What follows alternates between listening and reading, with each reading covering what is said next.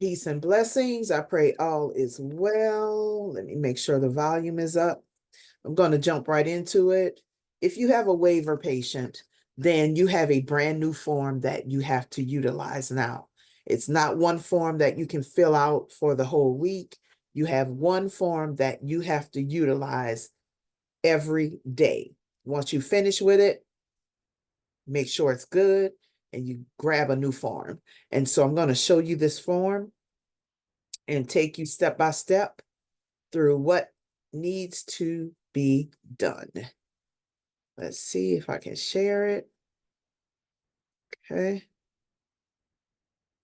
All right. So as you can see, this is not a form that we made up. This is from the Department of Health, OCD waiver service log progress notes. This will take the place of the old notes. Right here, you make sure that you put the agency's name, which is Affinity Care Providers. You put our phone number, which is 869-6005, which you can find at the top of the timesheet. You still have to do a timesheet. All right. Beneficiary name is the name of your client. The date of service. If you're on an overnight shift, this would be for people working with a 24-hour client. You would print your name right here. You would sign your name at the end of your shift. Make sure you put the exact time in and the exact time out, okay?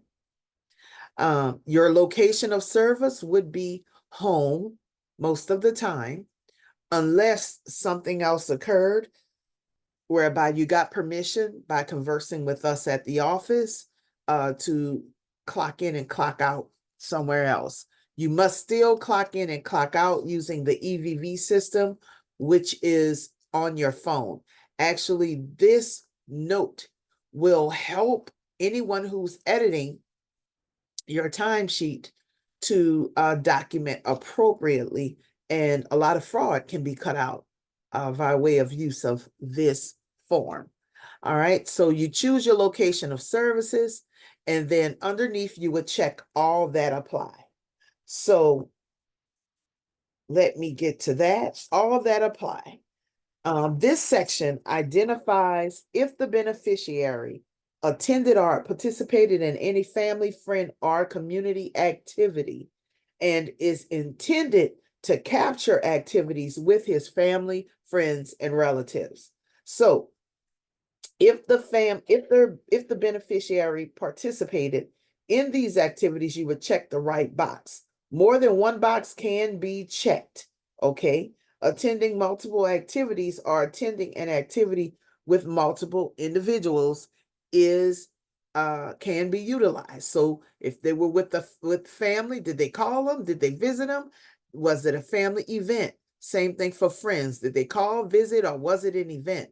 And then you're going to check off anything that makes reference to this. Participated in the community event. They did it with a family or friend independently without you, but you heard about it.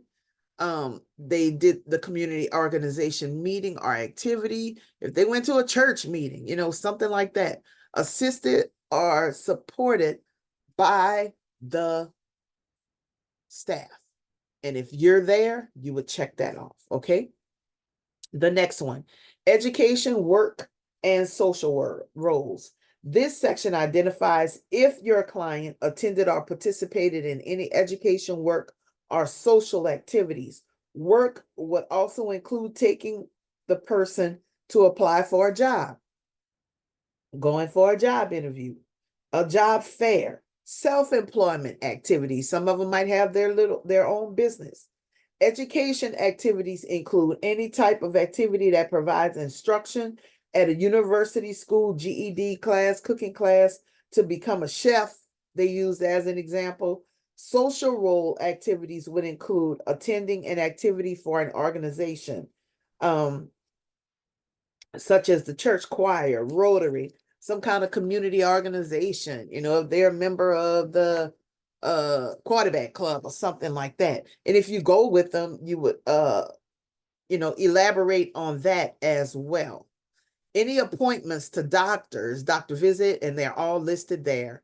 A procedure, labs, any follow-up that was needed in reference to their critical incident report. We want you to document accordingly by checking off anything that had to do with that date. Any challenges, for instance, any medical symptoms. Some people might not feel well. You check it off. If it was a critical incident, a behavioral incident whereby they had a panic attack, or they were acting out and cussing and fussing. If there was a medication error, most of you guys do not give medication, but if someone gave them the wrong medication, that's an error. It made them sick, it made them groggy. We need to know. If they contacted the supervisor or professional for assistance, if you did that, then you need to specify who you talk to. Usually it's me.